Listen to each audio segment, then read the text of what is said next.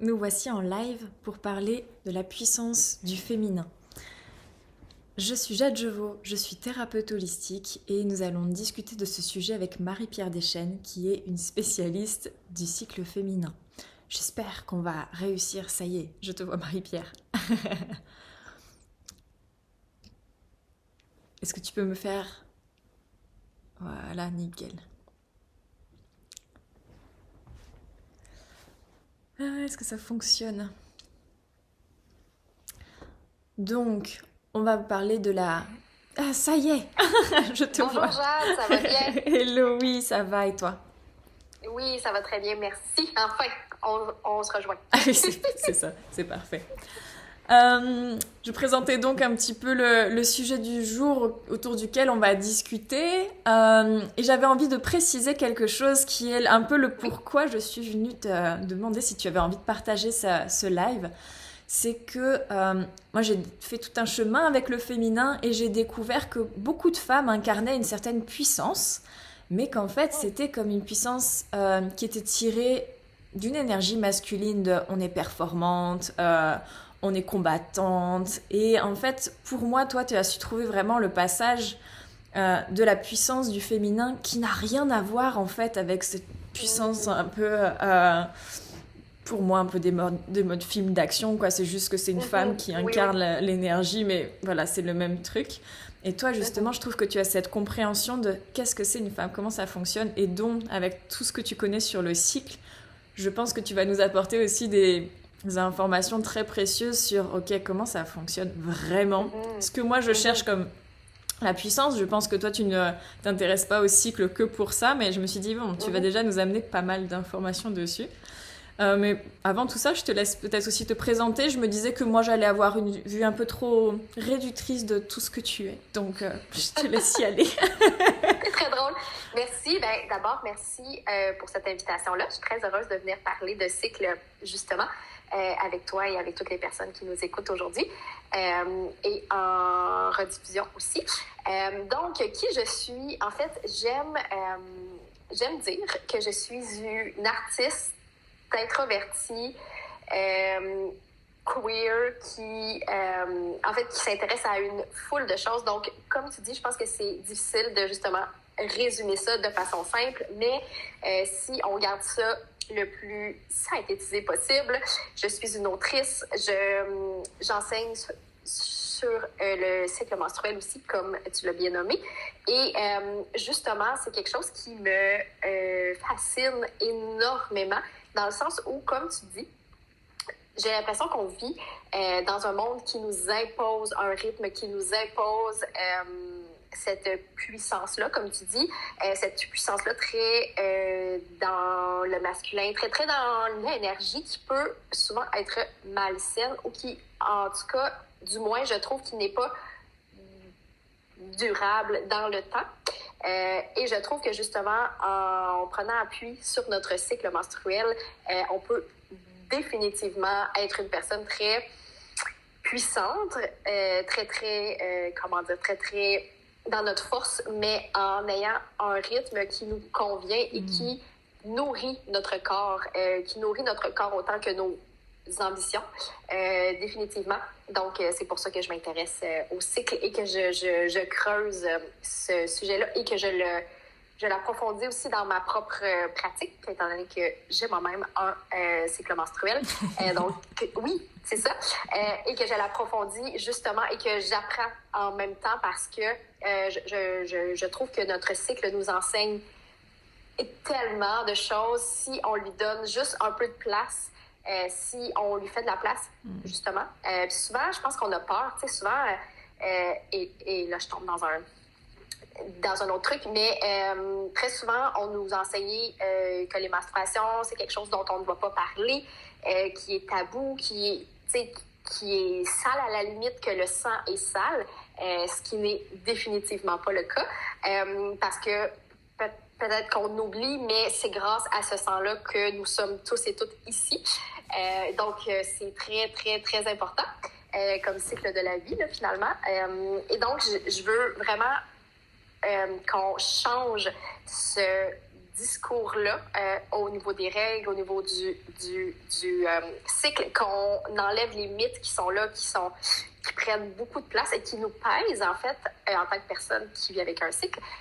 Parce que, justement, on se sent souvent pris dans cette espèce de petite boîte et je pense être là, justement, pour offrir plus d'informations sur ce qu'on aurait aimé savoir beaucoup plus tôt dans notre vie pour, justement, être plus apaisé face à notre cycle menstruel.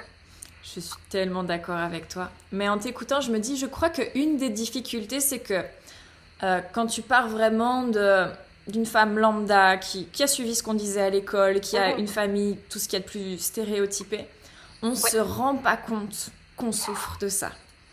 Et pour moi, c'est ça le plus dur, c'est que là, tu disais, on souffre, on est comme... je sais pas le mot, j'ai le stress, mais on est un peu étouffé par tout ça, mais en fait... on sait même pas qu'il y a autre chose qui existe. Exact. Et c'est un peu ce qui m'anime sur j'ai envie de parler de la puissance féminine, c'est j'ai envie de montrer qu'il y a autre chose, mais je sais que c'est pas évident de le sentir parce que on nous a toujours dit c'est comme ça, que normal, d'avoir un cycle c'était honteux, que d'avoir un corps c'était honteux. Tu parlais des mythes, et moi il y a un truc qui me fait tilt en ce moment, c'est me dire que ce soit Québec ou en France, on a cette culture catho un peu de base, qu'on soit croyant ou pas. Oui, absolument. Il y a ce truc de c'est Ève qui a tendu la pomme à Adam et du coup voilà, c'est vraiment une mauvaise personne, Ève, donc les femmes sont des mauvaises personnes, tu vois. Et puis il y a peu je me suis dit mais personne ne s'est dit que Adam il aurait pu refuser. Ben oui, en tout cas, écoute. Mais non, je comprends ce que tu veux dire. Puis c'est vrai que souvent les mythes se prennent naissance justement dans cette culture-là. Et ça aussi, c'est un autre sujet qui m'intéresse tellement parce que je dirais que les règles sont perçues de façon complètement différente partout à travers le monde. Il y a des endroits où c'est vraiment célébré. Je sais qu'en Inde, il y a un festival qui dure 5 jours et où les menstruations sont vraiment la star du show, tu sais. Puis définitivement que c'est quelque chose de très, très, très important. Et aussi, j'ai vu justement cette semaine qu'en Espagne, le congé menstruel vient d'être voté, je crois. Ouais. Et ça, je trouve ça tellement beau, mais ça aussi, c'est un autre débat parce que j'en ai parlé souvent. Et dans les endroits où c'est en place déjà dans le monde, je sais qu'au Japon, je pense qu'en Indonésie aussi, il y avait certains endroits. Et c'est très, très, très, très peu de gens qui ont un cycle qui prennent ce congé-là pour plusieurs raisons, surtout parce que ça vient avec une espèce de stigma de « je suis faible, j'ai besoin de prendre congé quand j'ai mes règles », de « j'ai peur qu'on me traite différemment parce que, tout ça ». Donc, je pense que tous ces choses-là mises ensemble font un espèce de tout qui, comme tu dis, mérite d'être observé. Et c'est quand on se penche sur ce thème-là de façon globale qu'on comprend justement qu'il y a tellement, tellement, tellement à comprendre. Puis c'est vrai ce que tu dis. En fait, je parlais... Puis tu sais, ça fait pas longtemps que je m'intéresse au cycle, peut-être 3-4 ans.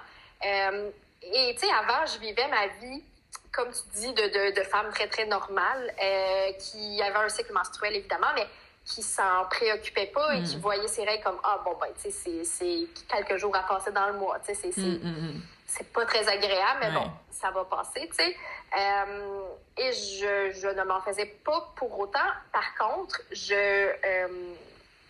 j'avais beaucoup plus d'incompréhension et je me sentais... J'avais l'impression qu'il me manquait quelque chose pour comprendre. J'avais l'impression qu'il me manquait des clés pour comprendre comment je me sentais. Et je me disais, mais voyons, je suis pas normale, je suis folle, il y a quelque chose qui fonctionne pas avec moi. Il y a des jours dans mon cycle où je me sens vraiment pas bien, mais je comprends pas pourquoi. Et c'est définitivement là. Puis tu sais, aussi l'espèce de mythe de la femme qui devient folle durant ses règles. Oui. Tu sais, qu'on se fait dire, c'est quoi là, tu vas avoir tes règles bientôt, tu sais, puis ça m'épuise, ce genre de choses. Puis Justement, parce que je suis comme, mais vous avez rien compris, tu sais. Puis en fait, si vous aviez des règles, vous comprendriez que ça se peut qu'on se sente moins bien les jours avant, tu sais. On s'entend. Et donc, c'est ça, justement, en prenant le temps d'inclure notre cycle comme un... Tu sais, comme un espèce de guide dans notre vie, une espèce de boussole qui nous indique justement, tu sais, puis qui nous donne tellement d'informations. Comme j'ai dit plus tôt, c'est là qu'on comprend justement qu'on fait « Ah, OK, ça vient mettre des mots sur ce qu'on sentait depuis tellement longtemps. » Puis ça vient justement, en tout cas pour moi, je parle pour moi, mais je parle aussi pour plusieurs personnes qui m'ont partagé ça. Ça vient enlever une couche de culpabilité, justement, de se sentir comme ça ou comme ça. Ça vient dire « Ah, OK, je comprends ce qui se passe dans mon corps. Voici pourquoi je me sens comme ça. Et c'est normal. Je m'offre l'espace, je m'offre la paix d'esprit, justement, pour vivre ce temps-là dans mon cycle. Et j'arrête de me taper sur la tête, justement, parce que je devrais être comme ci ou comme ça ou comme ci pendant 28 jours dans mon cycle, mais ça ne se passe pas comme ça. Le cycle, c'est pas une belle ligne droite, c'est un cycle, puis ça fait des vagues et c'est normal. Et c'est quand on accepte ça, justement, quand on se donne le droit d'accepter ça, qu'on fait comme « Ah, mais OK, tu sais, je comprends », puis qu'on laisse aller tellement de choses aussi. Tu sais, tu parlais justement que la force des femmes et tout ça. Puis je pense que justement, si on n'accueille pas le fait qu'on est cyclique et qu'on change à chaque jour, on ne pourra jamais développer ce potentiel-là parce qu'on va constamment se taper sur la tête à se dire « OK, bon, ben là, aujourd'hui, je devrais être comme ci, comme ça, nan. Puis quand on n'atteint pas nos objectifs dans le cadre très, très masculin, très, très rigide qu'on se fixe, ben c'est là qu'on se tape sur la tête puis qu'on se dit « Ben voyons, j'aurais dû faire mieux. » Mais justement, quand on sort de ce cadre-là et qu'on s'offre un cadre qui est beaucoup plus adapté à soi, c'est là qu'on fait « Oh my God, OK, là, je me sens bien, là, j'ai de la place, je peux prendre mon temps, je peux trouver mon rythme qui fonctionne vraiment pour moi puis qui me nourrit et qui fait pas en sorte que je me brûle et que je m'épuise et que je vis une tonne de symptômes, justement, parce qu'on oublie que les symptômes sont liés au stress, sont liés au rythme de vie, sont liés au fait qu'on dort pas assez. Bref, une foule de choses, mais définitivement que si on prenait plus en compte ce rythme-là, il y a plusieurs symptômes qu'on pense normaux qui s'amenuiseraient définitivement. Oui, et le sujet, c'est la puissance, et comme tu le dis, en fait, il y a un vrai gain d'énergie à savoir simplement comment on fonctionne. Et alors que la femme qui veut trouver de la puissance avec l'énergie masculine va s'épuiser presque encore plus. Alors qu'en fait, et ça, je sais que pour notre mental, c'est pas, même moi, hein, il y a des moments, ça patine un peu. Oui, absolument. Mais en fait, effectivement, c'est plutôt en se retirant et en posant de la compréhension que là, va y avoir plus d'énergie. Peut-être que dans la phase d'ajustement, c'est pas le truc qui va plus sauter aux yeux parce qu'il y a quand même comme une sorte de rééducation à faire. Mais après... Il y a plein d'effets secondaires positifs aussi. Tu parlais des symptômes parce qu'en fait, il y a plein de choses. Une des choses que tu as citées aussi qui m'a fait tilt, tu disais, bah là, quand tu as compris que dans ton cycle, tu fonctionnais comme ci, comme ça, que du coup, tu n'étais pas linéaire, il y a juste, t'arrêtes de te taper dessus, tu dis, ah bah oui, c'est normal. Et pour moi, qui du coup suis thérapeute, ça me parle beaucoup de la puissance du diagnostic. C'est-à-dire que personnellement, je vais assez peu voir la médecine parce que les traitements me parlent pas des masses, où je les trouve un peu trop bourrins. Bref, je suis pas en adéquation avec la plupart des choses proposées. Mais par contre, je peux m'en servir pour aller me faire diagnostiquer. Et je l'observe aussi chez les patients. On t'a dit ce que c'était et il y a comme... Et là, je suis une personne qui pense qu'elle a quelque chose de très grave, qui pensait avoir un cancer et on ne lui a pas trouvé de cancer. Et elle est même pas soulagée parce qu'en fait, elle sait pas ce qu'elle a. Et pour moi, ce que tu dis, c'est hyper fort. C'est, en fait, quand juste c'est tout bête, mais c'est tellement important. Tu sais que ton cycle fonctionne comme ça, donc là, t'es en train de te sentir mal, tu sais pas trop pourquoi, tu te dis que t'exagères, et ah, mais c'est juste que mes règles vont arriver. Il y a même, maintenant, je trouve qu'il y a une espèce de beauté à savoir ça, de me dire, ah, ça approche, c'est un peu ce moment sacré approche, genre c'est en train d'être un peu le bordel, je peux plus tenir les rênes comme je veux. Et c'est juste... exactement ça. Ah, ça va, c'est cool quoi. J'en parle à mon copain, genre, si tu sens, est-ce que ça fait dans le corps? C'est chelou, hein, mais ça déboîte. Ben oui, absolument. Absolument, puis 100%. Puis je trouve que, justement, parce que tu parles de ça, puis je trouve que ça nous ouvre justement à cette discussion qu'on peut avoir avec les gens qui vivent avec nous, qui nous entourent, que ce soit nos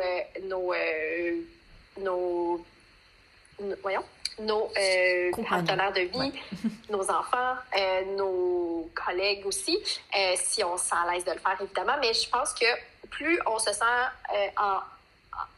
en confiance, plus on comprend notre cycle, plus c'est simple pour nous de le dire, bon, ben voilà, dans cette phase précise de mon cycle, ça se peut que je me sente plus comme ça, et j'ai besoin de ça, tu sais. Puis de le dire clairement, de dire, bon, ben là, j'ai besoin de plus de temps seul, ou j'ai besoin que tu m'aides avec telle chose, j'ai besoin de dormir un peu plus tard, j'ai besoin que tu t'occupes plus des enfants le soir, mettons. Je donne un exemple. Mais c'est ça, c'est que ça devient vraiment plus simple et je sais que pour moi, dans mon couple, ça a enlevé aussi cette espèce d'incompréhension. Puis je trouve que ça tisse un lien vraiment plus intime parce que mon partenaire qui n'a pas de cycle menstruel comprend aussi vraiment mieux et se sent moins mis de côté quand il y a des choses qui se passent dans mon corps et qui est comme, OK, je comprends pas trop, tu sais. Mais là, plus on en parle, plus on nomme les choses, plus ça devient comme n'importe quoi d'autre et plus ça devient simple de nommer et de dire, bon, ben je vis tel symptôme, je vis telle chose, je me sens comme ça.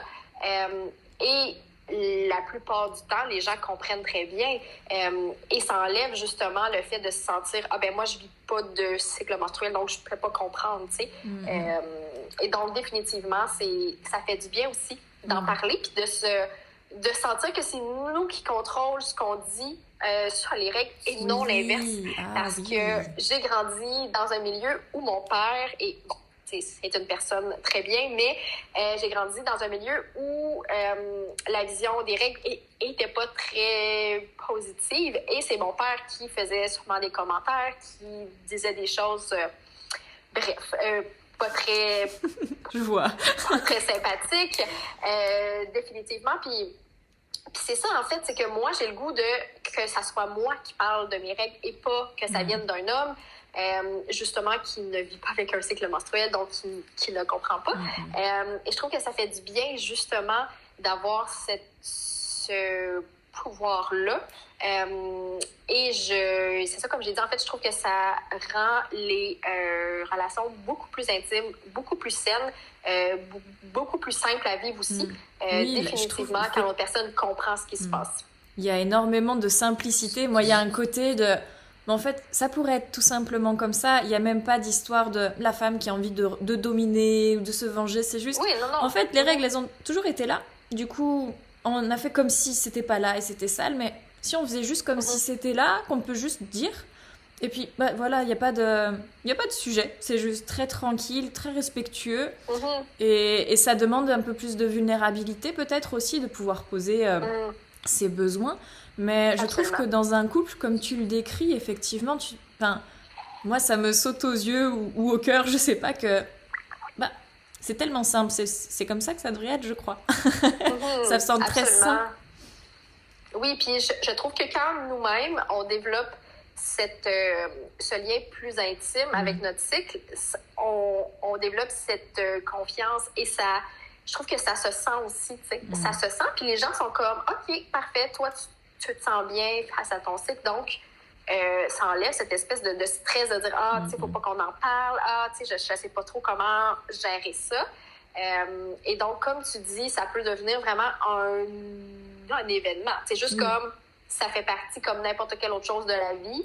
Et si tu vis avec une personne qui a un cycle menstruel, ben il y a des fortes chances que ça arrive à chaque mois. Donc, sois prêt, sois prête à gérer ça, puis que ça revienne. Tu sais, je pense que... Puis je pense aussi que définitivement qu'on devrait élargir ces discussions-là aussi avec les hommes. Vraiment, parce que, tu sais, je pense que tout homme croise dans sa vie des gens qui ont un cycle menstruel, que ce soit ses enfants, sa mère, sa conjointe, peu importe.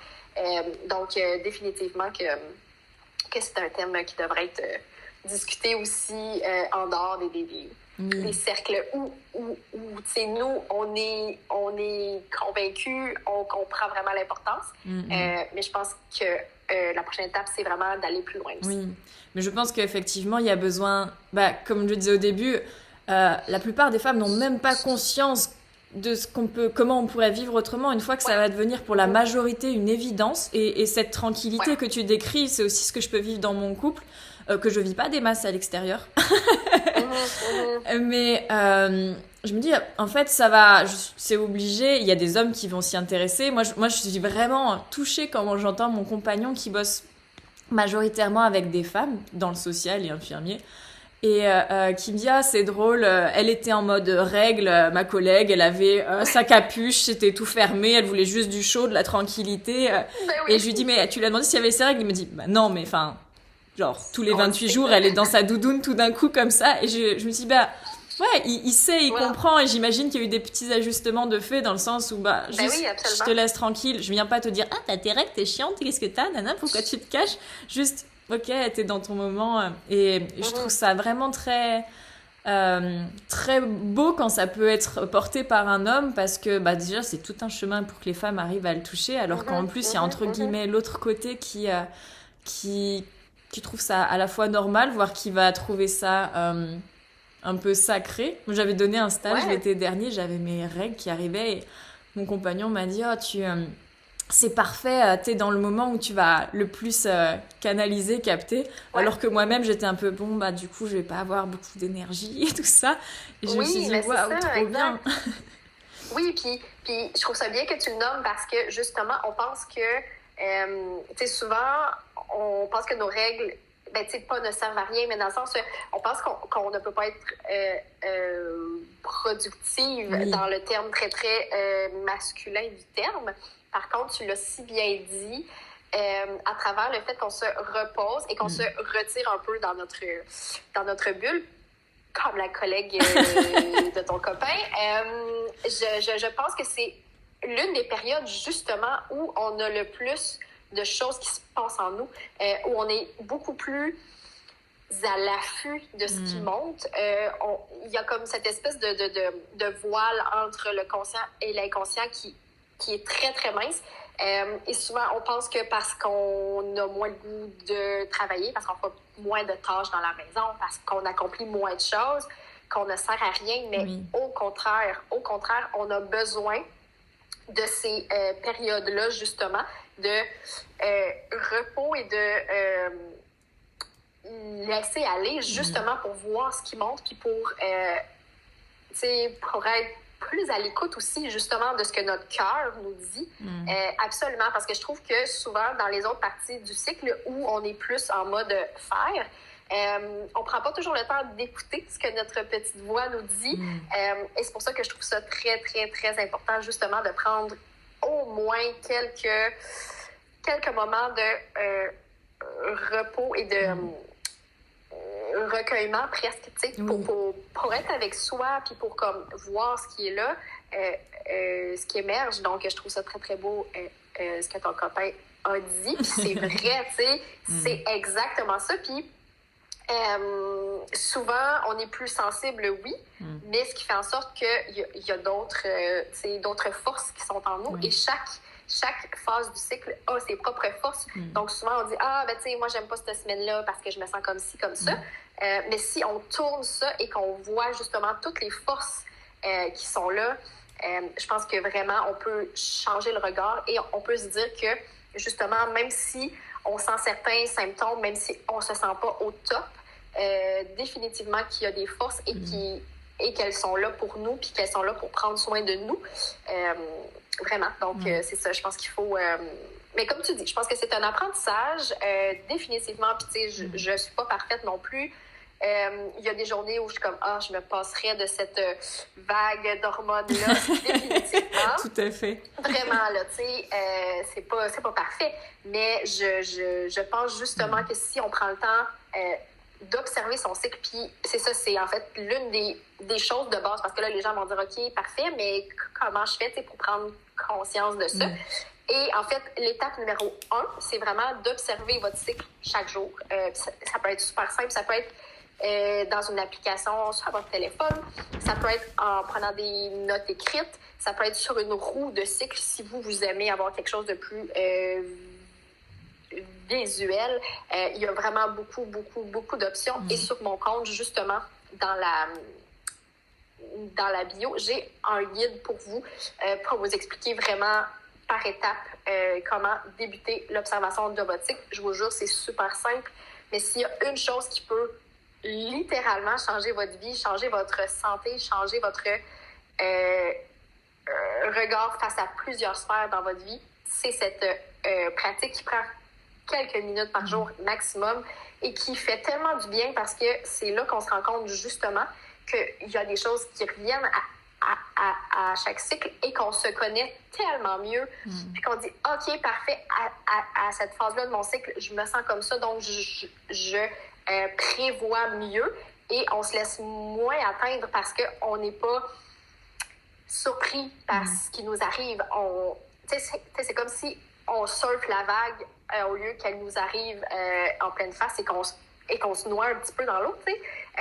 C'est vraiment plus être dans le flot puis de voir ce qui s'en vient puis de prévoir justement pour ne pas être prise dans ce tourbillon d'émotions et de tout ce qui peut monter là, finalement. Ouais, c'est précieux ce que tu offres, merci. Mais j'avais... moi, une des choses qui m'a aidée à me rendre compte d'à quel point je me contraignais en tant que femme dans un système qui, du coup, était basé sur une énergie masculine, c'était d'imaginer si notre société était matriarcale, qu'on demandait à tout le monde de se mettre sur un cycle, on regarderait les hommes en disant « Attends, toi, une fois par mois, t'as pas un moment où tu canalises particulièrement ?» Moi, il y a des moments où je suis vraiment HS pendant mes règles et c'est les seuls moments où j'aperçois l'aura autour des gens. Et je me dis, mais en fait, si j'étais un homme, je verrais jamais ces trucs-là. Et je me dis, il y a aussi les émotions fortes que tu décris. Moi, je les voyais assez péjorativement à la base. Et maintenant, je me dis, mais en fait, j'ai l'impression que c'est tout ce qui n'a pas vraiment pu être bien exprimé, en général de la colère, parce que du coup, j'essaie d'être une femme, donc tout c'est toute gentille. D'après le standard posé. Et du coup, je me dis, attends, il y a des colères, et c'est vrai que souvent, je dors un peu moins bien, et du coup, ça va un peu ressortir, genre, il y a ça, là, là. Et en fait, comme tu dis, j'aime pas particulièrement le vivre, mais par contre, je vois vraiment plus ça comme péjoratif, je me dis plutôt, ok, bon, ça me met un peu le nez dans mon caca, il va falloir mettre un peu de clarté ici. Là, effectivement, t'es HS, mais...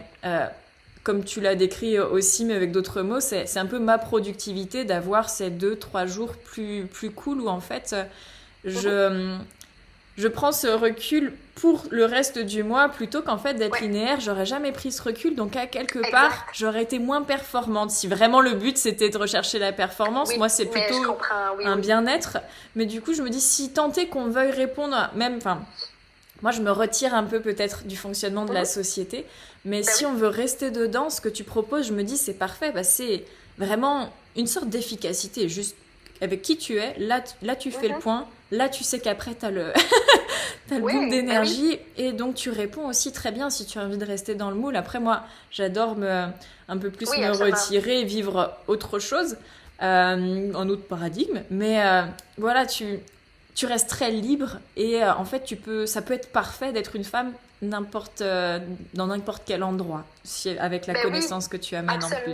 Absolument, puis je pense que justement, tu sais, on n'a évidemment pas tous l'opportunité d'aller dans un chalet reculé dans la forêt pour aller saigner librement, même si ça serait merveilleux à chaque fois. Tout à fait d'accord. Mais bon, c'est pas le cas pour tout le monde. Et donc, c'est ça, souvent les gens me disent, OK, mais comment je fais si moi, j'ai des enfants, j'ai un travail, je vais à l'école, peu importe. Puis j'ai dit, tu sais, tout part de soi. Puis je trouve que que de planifier, justement, c'est définitivement la clé. Donc, si vous avez la chance d'avoir un cycle qui est plus ou moins régulier et de savoir quand sont vos règles, de les prendre en note et de le savoir plus tôt que plus tard, finalement. Et de dire, OK, bon, ben, dans ces journées-là, je planifie le moins de choses possible. Je fais ce que je dois faire pour, bon, c'est que ce soit au niveau de mon travail, de mes enfants, peu importe, mais je m'enlève de la pression et je peux demander de l'aide. Je l'ai nommé tantôt, mais je pense qu'on n'en parle pas suffisamment et c'est correct de demander de l'aide. Et on peut rendre aussi cette aide-là plus tard dans notre cycle quand l'autre personne vit ses règles et que nous, on est dans un espace où on se sent bien. Tout ça, ben, on peut rendre les services. Puis pour moi, ça fait juste partie de cette idée justement de cycle où on s'entraide et chaque personne vit ça aussi plus ensemble, justement, et où on n'a pas peur de dire « Hey, ben là, aujourd'hui, j'ai mes règles, on avait prévu aller prendre un café, ça fonctionnera pas, je me sens pas super bien, mais dans 5 jours, on peut faire ça, puis je vais me sentir vraiment mieux. » Puis il faut que les gens comprennent aussi que c'est normal et ne pas se sentir mal de le faire et que les gens vous le disent aussi. Et donc, ça c'est un exemple vraiment très, très simple, mais tu sais, je pense que la clé, c'est vraiment planifier et de savoir quand ça s'en vient pour pas justement être prise au dépourvu puis dire, bon, ben là, j'ai comme bloqué tout mon temps, j'ai aucun temps pour moi et là, c'est trop, tu sais. Fait que définitivement, de faire le tri de, OK, ça, j'ai pas le choix, mais ça, je peux mettre ça sur pause et vraiment, moi, c'est ce qui m'aide aussi le plus possible. J'ai cette chance-là de pouvoir choisir ce que je fais de mon temps, mais je suis très consciente que c'est pas le cas pour tout le monde. Et c'est ça, tu sais, je pense qu'il faut juste qu'on arrive à comprendre qu'on peut comme travailler autour de ça et de pas le voir comme un obstacle, mais plutôt comme, ah, bon, ben ça fait partie de la vie, ça fait partie d'un tout. Et je peux faire en sorte que ça se passe vraiment mieux pour moi qu'à l'inverse.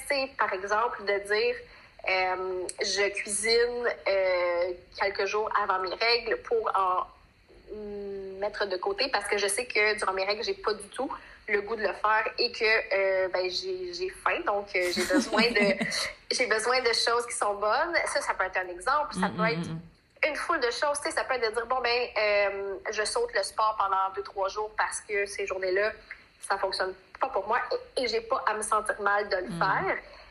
Bref, ça peut être une foule de choses, mais, tu sais, vraiment des petits gestes et de voir sur quoi on a le contrôle versus, bon, tu sais, les obligations de la vie. Mais définitivement qu'on a plus de contrôle sur ce qu'on pense. Et donc, c'est ça. Fait que, comme tu dis, je pense qu'il y a des options pour tout le monde. Peu importe notre contexte de vie. Oui. Et est-ce que je serais curieuse d'avoir ton point de vue. Parce que du coup, là, tu t'amènes un aspect organisationnel, contrôle. Et moi, il y a autre chose que ça a pu m'apporter, c'était en fait d'observer, de comprendre comment je fonctionnais. Ça m'a mis, on va dire, de la douceur ou de l'amour avec mes règles. Que vraiment, moi, je pars d'une endométriose, donc c'était vraiment voilà, il n'y a plus personne. Et vraiment, tu vas arriver en disant « je vais avoir mal », ça va pas être évident.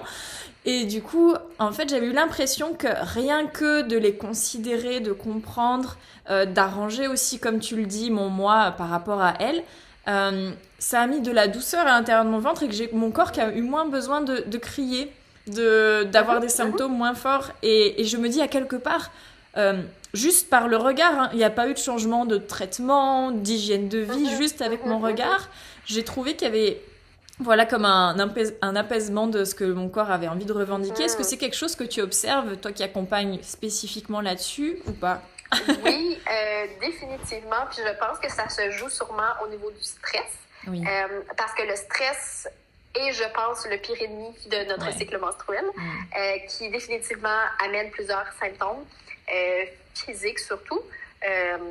Et donc, c'est sûr que de planifier et de savoir, OK, là, j'ai la tête tranquille parce que je sais que quand j'ai mes règles, ces jours-là sont plus doux pour moi, j'ai moins de choses sur ma liste, ben, je pense que ça enlève le stress et qu'au fil des cycles, quand on apaise justement ce stress-là, ça peut définitivement jouer sur les symptômes qu'on vit, que notre corps se sent moins tendu, qu'on se sent vraiment plus dans le flow, comme j'ai nommé tantôt. Fait que oui, définitivement que je le vois, je l'observe.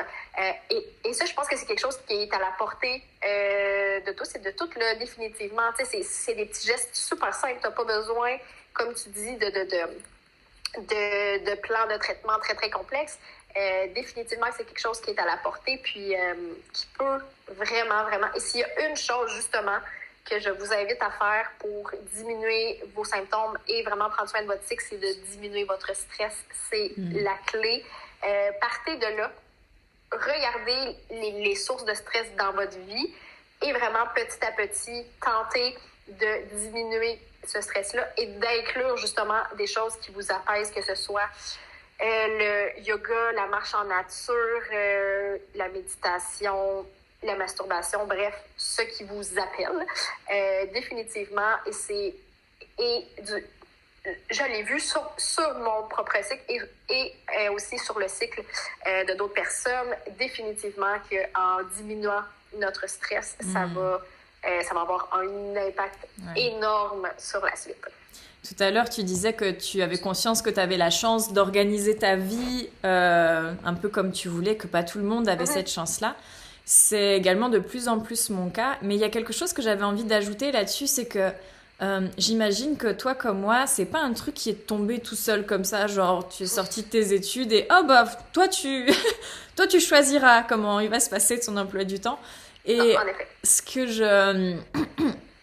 j'ai envie d'inviter les personnes qui regardent la vidéo et puis qui verront le replay, c'est de se questionner sur en fait, moi ce qui m'a amené à cet espace-là dans ma vie, c'est qu'est-ce qui est le plus important.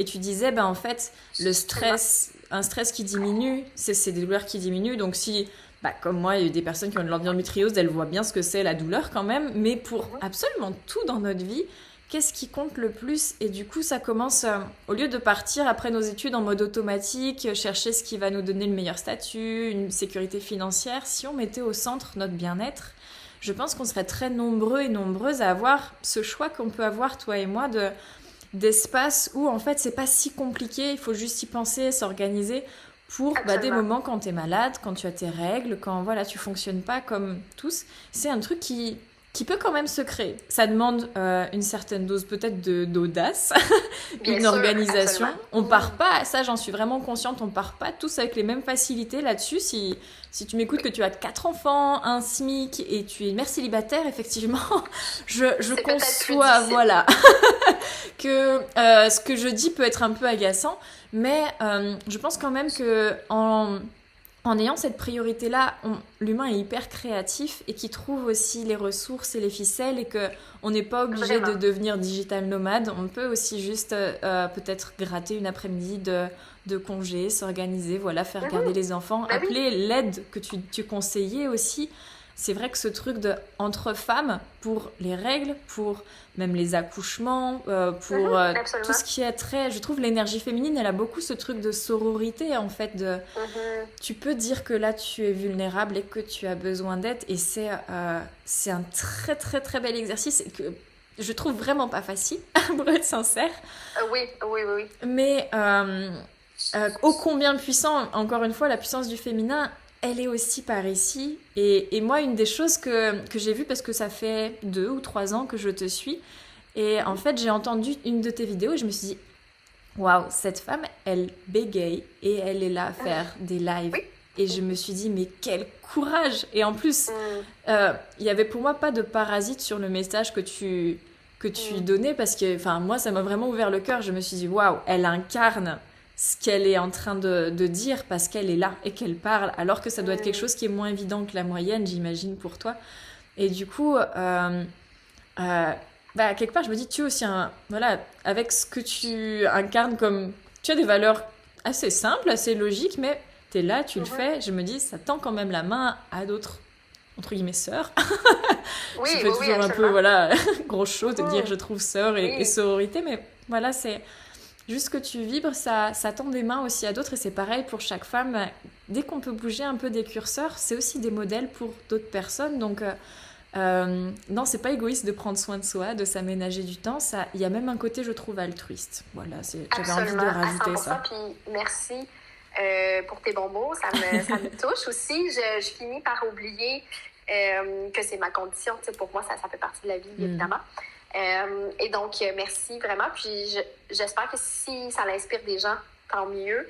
C'est vraiment l'objectif. Et comme tu dis, je ne suis pas très rigide dans le sens où, tu sais, j'impose pas ma vision des choses aux gens. Mais absolument que si ça peut donner quelques pistes et que ça l'influence aussi sous un certain angle, ben écoute, c'est ce qui va me faire le plus plaisir. Puis je pense que ce qui m'a le plus aidé justement dans mon parcours, c'est de suivre des gens et d'être près de femmes principalement. Je pense que je suis pratiquement aucun homme sur le web. Je sais pas, ça m'attire moins. Mais c'est ça, c'est de suivre des femmes qui, pour moi, vivaient la vie que je voulais vivre et qui m'ont montré que ça se peut, mais pas dans un optique de, tu sais, qu'elles sont rendues tellement loin de moi que ça semble le plus inaccessible possible, mais qui sont comme à quelques pas de plus que moi et qui me montrent que, OK, parfait, c'est le chemin que j'ai fait pour me rendre là et tu peux aussi, toi aussi le faire. Et souvent, j'ai comme suivi ces espèces de mentors-là, finalement, et à un moment donné, ça évolue, ça change parce qu'on change avec le temps. Et moi, c'est ce qui m'aide vraiment le plus, c'est de voir vraiment de mes yeux des gens qui vivent cette vie-là. Et je me dis, OK, ça se peut, c'est possible. Il y a des gens qui le font. Donc, définitivement, si on peut être ces personnes-là pour d'autres gens, c'est mon souhait. Et si ça peut vraiment semer ces petites graines, écoute, je pense qu'il n'y a rien d'impossible, définitivement, et sans tomber dans le cliché très positivité toxique, c'est pas ça l'objectif, mais juste de comprendre que ça se peut. Et, tu sais, pour vrai, moi, j'ai bâti mon entreprise, j'ai bâti mes sources de revenus en partant de zéro, dans le sens où quand j'ai lancé mon site web, j'avais aucune idée comment faire un site web. J'étais allée sur le web, j'ai appris, j'ai fait ça et chaque jour, j'apprenais. Et j'ai pas suivi de cours là-dedans. Par la suite, un peu, oui. Mais quand je me suis lancée, je suis vraiment allée... j'y vais pour le plus simple, puis je me lance et j'apprends. Et c'est ce qui m'a vraiment le plus transformée en tant que femme, définitivement, et qui m'a montré que je peux faire tellement plus de choses que ce que je pensais au départ. Et là, tu sais, je vous dis pas de comme changer votre vie au complet, mais de faire des choses que vous ne pensiez pas pouvoir faire au départ, ça l'amène tellement de joie et on se sent fier et on peut justement s'ouvrir des portes. Et comme tu dis, définitivement, que je suis d'avis comme toi que prendre soin de soi, c'est très altruiste et vraiment pas égoïste parce que justement, quand on prend soin de soi, on peut être beaucoup plus présente pour les autres personnes et on est un atout, si je peux dire, pour le monde qui nous entoure versus quelqu'un qui vit du stress, qui ne dort pas bien, qui prend pas soin de soi, là, finalement. Donc, définitivement, comme tu dis, il faut s'enlever cette culpabilité-là de dire, ah, ben là, j'ai pris du temps pour moi pour aller prendre une marche ou comme, ah, tu sais, j'ai pris 1 heure sans mes enfants aujourd'hui. Ben, définitivement, excuse-moi, il y a un petit de se sentir mal, c'est ça, exact. Je suis tout à fait d'accord avec toi. Alors, si vous avez des questions, n'hésitez pas, parce que j'imagine qu'on arrive plutôt de la fin de ce live. Je vois qu'il y a quelqu'un qui nous quitte, mais qui nous remercie. Ben oui, c'est ça. En t'écoutant, je me suis dit, tiens, finalement, la puissance de la femme, c'est à l'heure actuelle, dans le conditionnement qui nous est proposé, est-ce que ça serait pas d'oser sortir des cases, mais pas de façon tonitruante avec de la force, mais justement avec ce retour à l'intérieur, cette écoute de quoi on a besoin et qui, en fait, ça fait notre boussole dont tu parlais tout à l'heure de, voilà, si je me respecte, ça va m'amener à un endroit. Et c'est un peu ça, je trouve, l'audace du féminin, c'est je vais aller vers le soin, vers la douceur, vers cette réceptivité. Après, je dis douceur, mais une femme, ça peut taper du poing. Hein. On a vu aussi pendant le cycle, moi, voilà. Douceur dans le sens où je suis pas en train d'aller contre le corps et de me maltraiter. Voilà, c'est plus pour être assez juste.